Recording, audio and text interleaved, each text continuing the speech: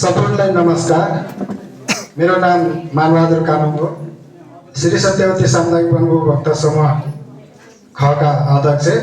सबभन्दा सामुदायिक वनमा अघि मुसेडाँडा सामुदायिक वनको अध्यक्षले भन्नुभएको थियो हाम्रो 79 हेक्टर जम्मा हाम्रो क्षेत्रफल गर्दाखेरि पहिला वैज्ञानिक वनमा पनि समावेश भएको हो। अब अहिले वैज्ञानिक वन प्रदेशको नियमअनुसार चाहिँ वैज्ञानिक वन खारिज भएर दिगो वन कार्यक्रम सञ्चालन हुँदाखेरि कम्तीमा पनि 100 हेक्टर नपुगेको दिगो वनमा समावेश हुन नसक्ने भन्ने नियम बनाउनु भएको रहेछ र यसमा अब अहिलेको नियमअनुसार अब त्यसबाट के मात्रै आइरहेछ भने तपाईँहरूको ढलपाडा मात्रै निकास हुन्छ, अरू हुँदैन भन्नुहुन्छ।